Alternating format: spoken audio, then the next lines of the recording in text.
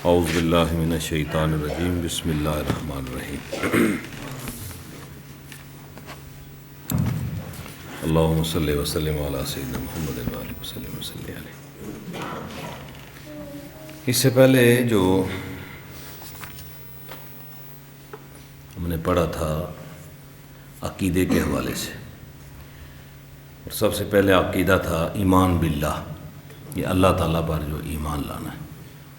اس کے بعد ہم پڑھ رہے تھے ایمان بالرسالت، نبی پاک صلی اللہ علیہ وسلم پر ایمان لانا۔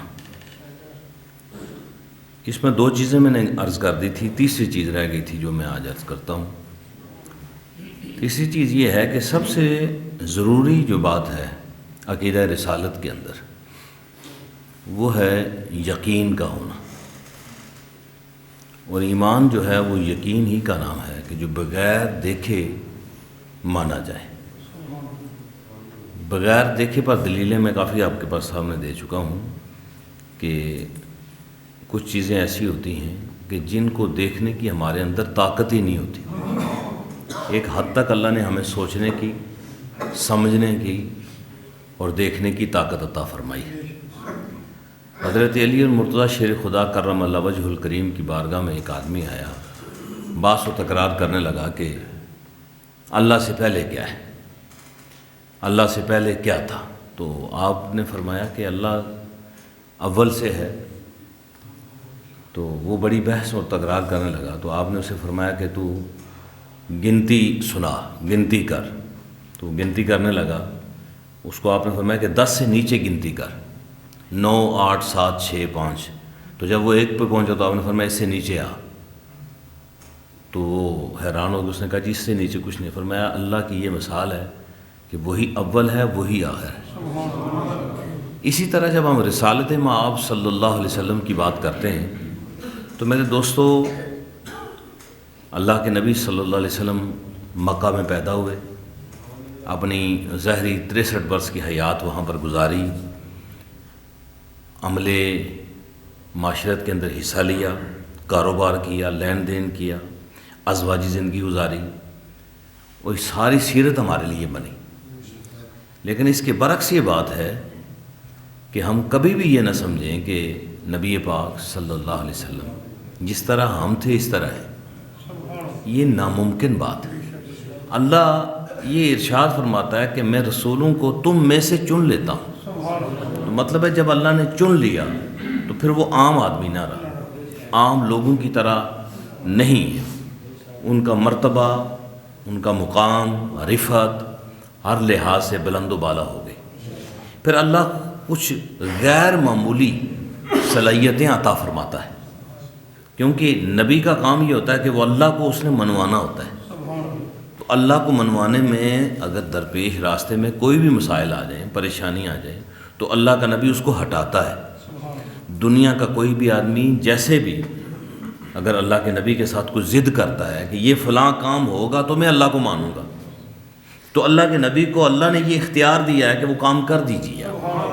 کیوں کر دیجیے؟ اس لیے کر دیجیے کہ اصل میں اللہ کی الوہیت کو منوانا ہے، اللہ کی وحدانیت اور توحید کا پرچار کرنا ہے۔ فلہٰذا اگر کوئی بندہ یہ ضد کر لیتا ہے کہ جی میں اللہ کو تب مانوں گا کہ جی یہ پتھر کلمہ پڑھے، تو اگر اللہ کے نبی وہاں پر انکار کر دیں گے پتھر نے کلمہ میرے کہنے پہ نہیں پڑھنا،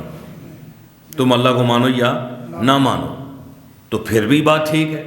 لیکن اللہ نے یہ اختیار دیا کہ نبی بندہ ضد کرنے والا، غیر مسلم، اللہ کی توحید کو نہیں ماننے والا، وہ جس طرح کی بھی بات کرے، ہم نے آپ کو یہ اختیار دیا کہ اگر آپ چاہیں تو پتھر سے کلمہ پڑھا دیں، آپ چاہیں تو درخت سے کلمہ پڑھوا دیں، آپ چاہیں تو جانور سے گواہی دے لیں، جو بھی آپ چاہیں۔ مطلب کیوں کہ اصل میں اللہ کی الوہیت پر ایمان لانا ہے۔ یہ جو معجزہ ہوتا ہے جو عقل کو عاجز کر دیتا ہے، یہ اسی لیے ہوتا ہے کہ ایک جب بندہ ضد کر بیٹھتا ہے، نئی بات کو مانتا، تو اس کو اللہ کا نبی معجزہ دکھاتا ہے، اور معجزہ اللہ کی قدرت کی ایک عکاسی ہے، اور وہ اللہ کی عطا کردہ ہوتی ہے۔ دوسری بات کہ جب علم پر بات ہوتی ہے کہ جی نبی کے پاس کتنا علم ہے، تو یہ ماپ اور تول کا جو پیمانہ ہے یہ ہمارے بنائے ہوئے ہیں کہ ہم کسی کے متعلق یہ سوچیں سمجھیں کہ جی کتنا علم ہے۔ تو قرآن پاک کے اندر اللہ ارشاد فرماتا ہے کہ الرحمن علم القرآن، رحمان وہ ہے جس نے اپنے بندے کو قرآن سکھایا،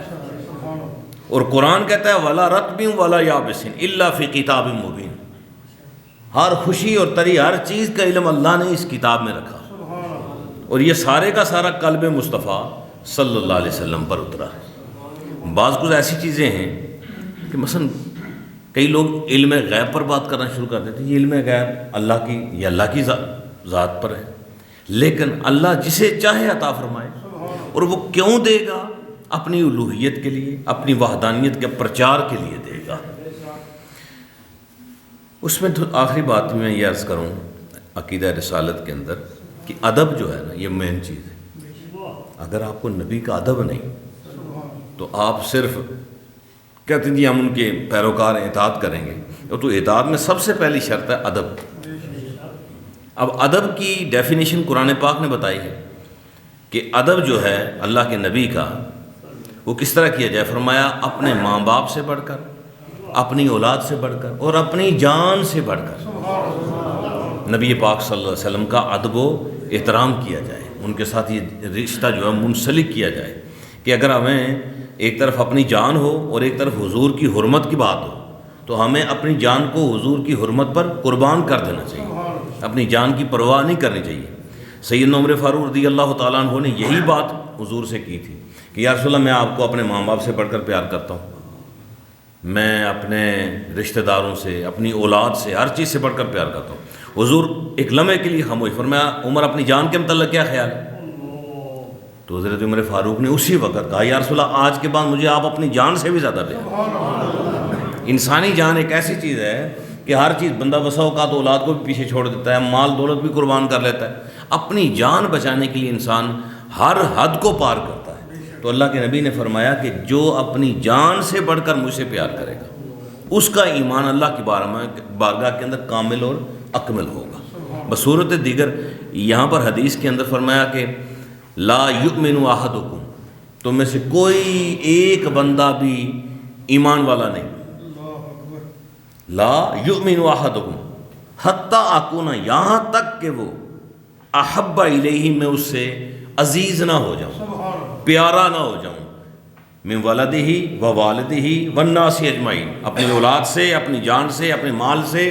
پوری کائنات سے بڑھ کر جب میں عظیم تر اس کے لیے نہ ہو جاؤں تو وہ کامل مومن نہیں ہو سکتا۔ اب دو پہلو پر میں بات ختم کرتا ہوں۔ آج 29واں رمضان ہے، شاید کہ ہمارے یہ آخری گفتگو ہو، تو میں بات کو اختتام کرتا ہوں اس بات پہ کہ دیکھیں ادب کیا ہے اور اطاعت کیا ہے، کہ ہم کس طرح کا ایک بسا اوقات بندے کہتے ہیں بڑا مجھے پیار ہے حضور سے، ادب بھی ہے جی، حضور کا نام گرامی بھی آ جائے تو وہ سر جھکا لیتے ہیں اور بہت زیادہ ادب و احترام کرتے ہیں، لیکن جب عمل کے اندر جاتے ہیں تو تضاد پایا جاتا ہے۔ تو سب سے پہلا جو نظریہ ہے وہ یہ ہے کہ عمل کے اندر اگر تضاد ہے، تضاد سے مراد یہ ہے کہ حضور نے یہ جو کہا ہم اس پر عمل نہ کریں اور کہیں کہ جی مجھے بڑا حضور سے پیار ہے، تو پھر یہ تضاد جو ہے یہ کسی کام کا بالکل کہیں پر بھی آپ کو کوئی فائدہ، یہ محبت دے ہی نہیں سکتی۔ کیوں کہ میں نے پہلے بھی عرض کیا تھا کہ محبت کا مطلب یہ ہوتا ہے کہ محبوب کی ہر چیز کو اپنایا جائے، اسے اپنی زندگی پر لایا جائے۔ آج دیکھ لیجئے کہ ہماری زندگیوں کے اندر بڑی کمی ہے، مسلمان ہم ہیں، نمازی بھی ہیں، حج روزہ عمرہ بہت کچھ ہو رہا ہے، لیکن اس کے ساتھ ساتھ خرافات اتنی زیادہ ہو گئی ہیں جو حضور کی سیرت میں نہیں مل رہی، وہ ہم نے اپنے اوپر خود مسلط کی اور طرح طرح کی خرافات کے اندر ہم گرفتار ہو کر آج اس نہج پر ہم پہنچ چکے ہیں کہ انسان کے لیے زندگی گزارنا مشکل ہو گیا، زندگی گزارنا مشکل ہو گیا۔ آخری ایک حدیث پاک سماعت فرمائیے، اللہ کے نبی صلی اللہ علیہ وسلم نے فرمایا جس نے جس سے محبت کی قیامت والے دن اسی کے ساتھ اٹھایا جائے گا۔ ایک صحابی تھا، اس نے عرض کی یا رسول اللہ میں آپ سے پیار کرتا ہوں، تو حضور نے فرمایا جو جس سے پیار کرتا ہے قیامت والے دن اسی کے ساتھ اٹھایا جائے گا۔ آج ہمارا جو نظریہ ہے، جو سوچ ہے، اس کے اندر بڑا تضاد ہے، پیار کا دعویٰ کہیں اور ہے اور عمل ہمارا اس کے بالکل برعکس ہے، دوسری طرف ہم عمل کرتے ہیں۔ مثلا میں آپ کو چھوٹی چھوٹی باتیں اکثر کہتا رہتا ہوں، دیکھیے کہ انسان کو پرفیکٹ ہونا چاہیے، اسے کم از کم اپنے اندر اتنی ہمت نظریاتی طور پر اتنا مضبوط ہونا چاہیے کہ وہ اگر دنیا کی ساری دولت لگ جائے وہ اپنا ایمان نہ بیچے، اپنا عقیدہ نہ بیچے، اس پر سودا بازی کبھی نہ کرے، جو مرضی ہو جائے وہ کبھی بھی کہے کہ نہیں جی میں ایمان سب سے آگے۔ کیا ہوتا ہے کہ حدیث پاک کے اندر آتا ہے کہ جب کسی ایسے طبیب کی آپ دوائی کھاتے ہیں جو ماہر نہیں ہے، یعنی نیم حکیم ہے، عطائی ڈاکٹر جس کو کہتے ہیں، اس کی اگر آپ دوائی کھاتے ہیں تو آپ جان سے جا سکتے ہیں، جان سے ہاتھ دھو بیٹھتے ہیں، نقصان ہو سکتا ہے، کوئی جسم کا ایک اعضاء ختم ہو سکتا ہے، جان جا سکتی ہے، لیکن فرمایا کہ جب تم ایمان کے معاملے میں عطائی چیز لوگے نا، عطائی طبیب سے لوگے اور عطائی چیز لوگے تو اس وقت کیا ہوگا کہ تمہارا ایمان ختم ہو جائے گا۔ جان چلی بھی جائے نا، ایمان باقی ہو تو بندہ زندہ ہوتا ہے، مرنا تو ہے ہی ہے، لیکن اگر ایمان ختم ہو جائے تو جان کا ڈھانچہ لے کے پھرتے رہیں ہم، کیا کریں اسے، اس کا کوئی فائدہ نہیں ہے۔ آخری بات کو میں پھر ختم کرتا ہوں۔ دین جو ہے، میں نے بات کہاں سے شروع کی تھی کہ دین ہم نے کیسے سیکھنا ہے، دین انٹرنیٹ سے لینا ہے، دین ہم نے قرآن سے لینا ہے، کس سے لینا ہے؟ تو آخری اس پر میرے 2 جملے سماعت فرما لیجیے گا۔